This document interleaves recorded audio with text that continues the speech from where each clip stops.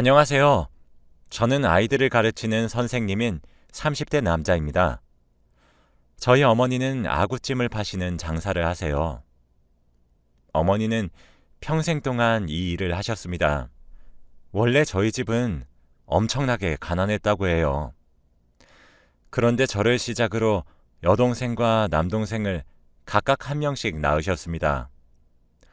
그러던 어느 날 제가 아주 어린 나이였을 때 아버지가 공사 현장에서 일을 하시다가 불의의 사고로 인해 일찍 돌아가시게 되었습니다.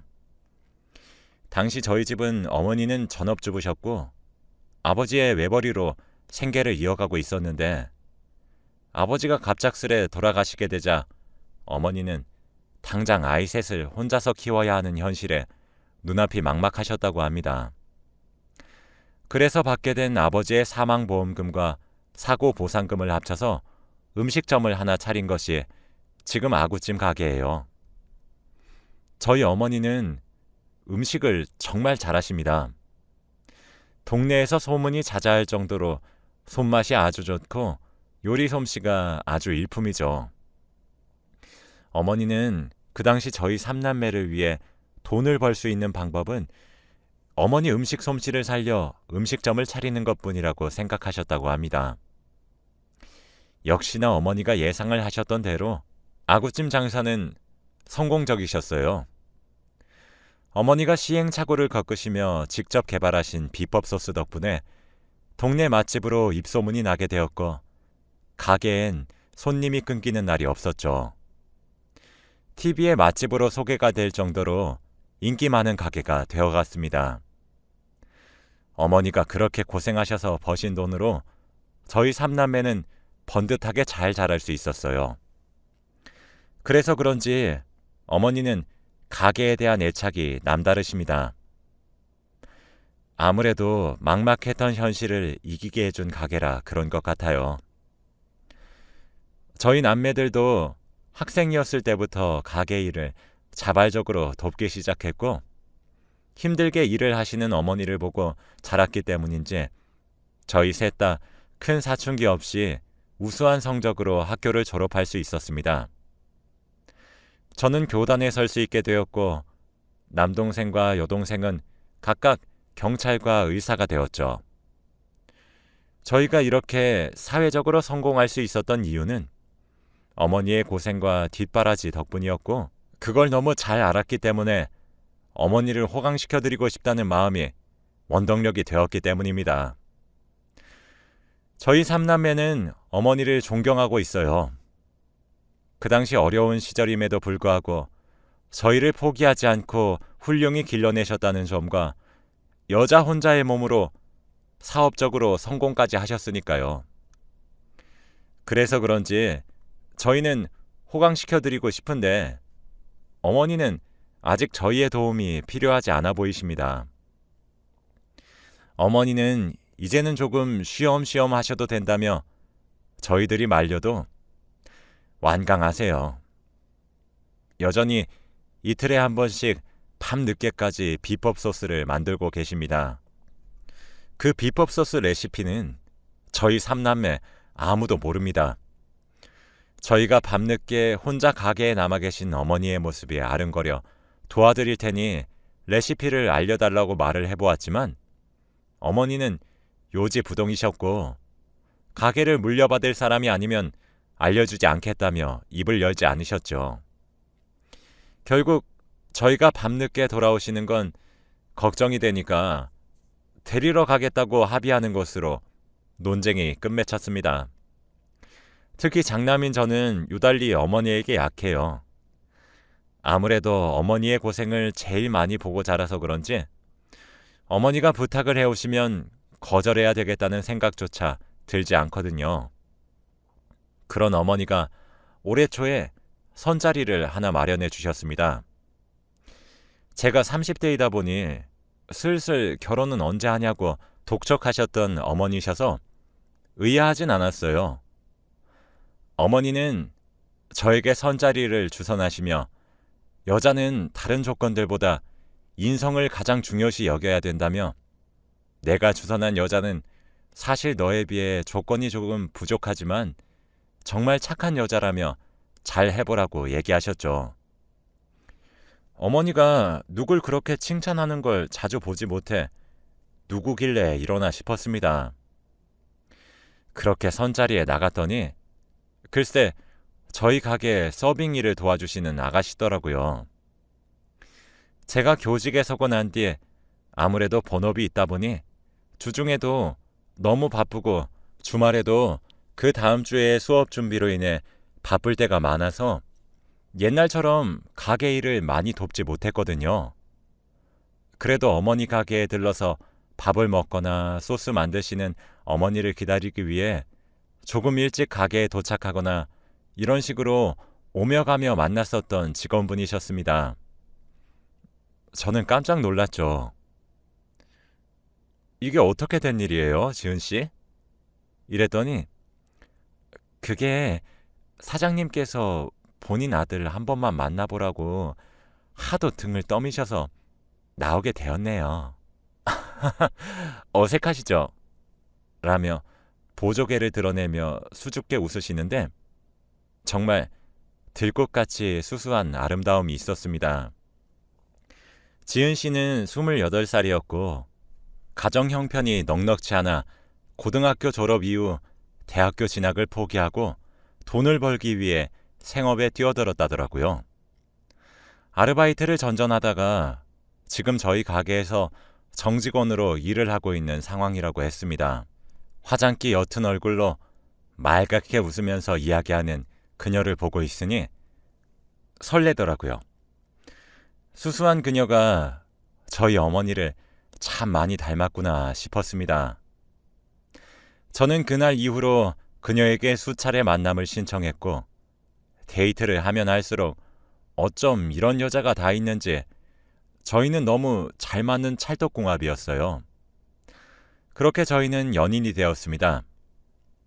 지은 씨와 함께하는 모든 것들이 너무 좋았어요. 연애를 처음 하는 것도 아니었는데 하나같이 설레고 어떻게 이런 여자가 나에게 찾아와 준 걸까 라는 주책어린 생각도 매일같이 하곤 했죠. 행복한 나날의 연속이었습니다. 저희가 예쁘게 만나는 것을 어머니도 응원해 주셨어요. 잘 어울릴 줄 알았다고 웃으셨죠. 그렇게 저와 지은 씨의 사이는 날이 갈수록 점점 깊어져만 갔어요. 시간이 지날수록 사랑에 식기는커녕 어떤 날은 하루 종일 지은 씨 생각만 나기도 하더라고요. 정말 운명의 상대를 만난다면 이런 기분일 것만 같았습니다. 유치하게 말이죠. 그렇게 지은 씨와 저는 사계절을 함께 보냈습니다. 그러다 보니 점점 지은 씨와 함께하는 미래를 그려나가게 되었고 지은 씨에게 프로포즈를 하기로 결정했어요. 백화점에 가서 프로포즈용 반지를 고른 뒤에 지은 씨 퇴근 시간에 맞춰 몰래 가게 근처에서 지은 씨를 기다리고 있었습니다. 처음엔 촛불 이벤트를 해줄까 생각하다가 어떤 이벤트를 해주면서 깜짝 놀래켜주지? 이러면서 인터넷을 찾아봤더니 여자들은 대놓고 하는 이벤트를 싫어한다고 하더라고요. 그래서 저는 프로포즈 계획을 둘이서 자주 걷던 조용한 산책로를 걷다가 주머니에서 무심하게 반지를 꺼내서 감동을 주면서 결혼해달라고 얘기하기로 정했어요. 엄청나게 로맨틱하게 말이죠. 어떤 말을 꺼낼까 고민을 거듭하면서도 지은 씨는 내 프로포즈를 받고 기뻐서 울까? 아님 기다렸다는 듯이 받아줄까? 따위의 5만 가지 상상을 하면서 지은 씨를 기다렸습니다. 마침 지은 씨가 퇴근했는지 나오더라고요. 깜짝 놀래켜주려고 조용히 다가가려고 하는데 가게에서 나온 지은 씨는 누군가에게 전화를 걸면서 곧바로 근처에 있는 으슥한 골목길로 들어가더군요. 이때까지만 해도 저는 아무런 의심 없이 지은 씨 뒤를 쫓아갔습니다.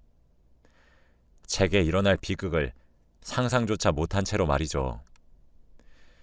지은 씨 근처에서 인기척을 내려고 가까이 다가가려고 하는데 고요한 골목길에서 지은 씨의 말소리가 들려오더군요. 나 진짜 이 짓거리 하는 거 이제 지쳐 진짜. 아니, 내가 그 놓친 내 아들내미랑 사귀어도 비법을 안 가르쳐 주는 게 말이냐? 아니 진짜 내가 어디까지 해줘야 비법을 알려주냐? 아니 진짜 이러다 시까지 올려야 될 것 같아서 짜증나 미칠 것 같다니까? 라는 말들이 귓가에 들려왔어요.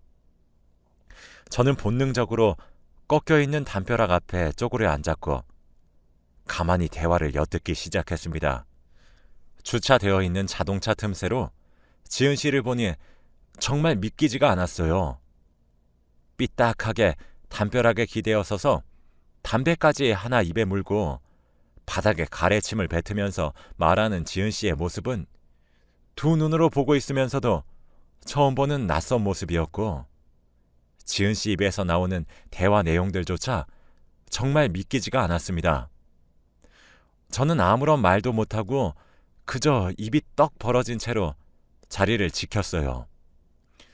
지은 씨가 통화하고 있는 상대방이 누군지는 모르겠지만 상대방에게 저희 엄마와 제 욕을 하고 있더군요.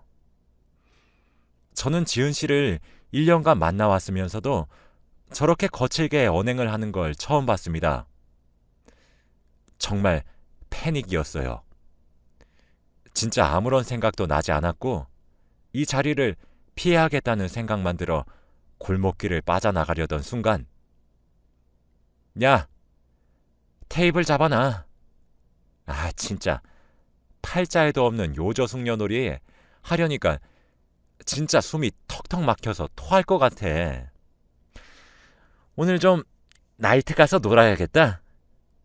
라고 말하는 지은 씨의 목소리가 들렸습니다. 저는 애써 마음을 다잡으며 골목길을 신속히 빠져나왔고 집으로 돌아갔어요. 그러면서 지은 씨에게 카톡을 보냈습니다. 퇴근했냐고 말이죠. 빠르게 답장이 돌아오더라고요. 네, 자기 퇴근했어요. 그런데 오늘 자꾸 오한이 들고 몸이 으슬으슬 춥더니 결국 지금 미열이 나네요. 몸살 기운이 조금 있는 것 같아서 집에 가자마자 몸살 감기 약 먹고 바로 자려고 해요. 라고 말했습니다. 불과 10분 전 골목길에선 나이트 간다는 말을 들은 게 잘못 들은 건가 착각이 들 정도로 말이죠. 휴대폰에 와 있는 아프다는 메시지와 제가 왼손에 들고 있던 프로포즈용 반지 그리고 머릿속에서 울리는 골목길에서의 지은 씨 목소리가 합쳐져서 머리가 어지럽더군요. 근처 벤치에 앉아서 찬바람을 쐬며 진정하려고 노력했습니다. 머리가 차가워지고 생각이 정리되면 될수록 배신감에 손이 덜덜 떨리더군요. 지금 당장이라도 그녀의 어깨를 붙잡고 흔들며 진실을 토해내라 매섭게 다그치고 싶었지만 제가 들은 이야기는 빙산의 일각일 것 같더라고요. 일단 지금 치를 떠는 감정을 가진 채로 그녀의 얼굴을 도저히 바라볼 수 없을 것만 같아 잠시 거리를 둬야겠다는 생각이 들었습니다. 그렇게 그녀가 나이트를 간 날을 기점으로 약 2주간 연락이 뜸했죠. 그녀가 만나자는 연락에도 이리저리 핑계를 대며 피하기 바빴습니다. 그런데 언제까지 만남을 피할 수가 없더라고요. 하긴 그녀도 자기가 아프다고 한마디만 하면 불면 날아갈까 쥐면 부서질까 전전긍긍하며 굴었던 평소의 제가 아니었으니 불안했겠죠. 하루는 그녀가 제가 혼자 살고 있는 자취방으로 찾아왔습니다. 초인종을 띵동 누르는 소리에 나가보니 조신하고 상냥하게 웃으며 요즘 바빠서 밥도 잘 챙겨 먹지 못할 제가 걱정이 되어서 장을 봐왔다고 하더군요. 말갛게 웃고 있는 얼굴을 보니 표정 관리가 참 안 되었어요. 사람이 어찌 저렇게 뻔뻔하게 가식적으로 속이면서 살 수 있는 건지 울컥하더라고요. 그걸 그녀는 제가 감동을 받아서 울컥한 것으로 착각했습니다. 잘 됐다 싶었죠. 저는 양손이 너무 무겁다는 그녀의 장바구니들을 건네받으며 역시 지은 씨뿐이라며 너무 감동적이라며 오늘 안 그래도 너무 지쳐서 지은 씨 얼굴이 너무 보고 싶었는데 내 마음을 어떻게 알고 이렇게 찾아온 것이냐며 마음에도 없는 소리를 내뱉기 시작했죠. 참 죽을 맛이었습니다. 그녀는 안 그래도 자기가 그럴 것 같았어요. 저뿐이죠? 라고 애교스럽게 말을 한 후 제품에 폭 하고 안겼죠. 저는 마음을 다잡으며 아무렇지 않게 보이려고 노력했어요. 그녀는 자기 요즘 일이 많아요? 이렇게 일이 많은 건 처음 보는 것 같아요.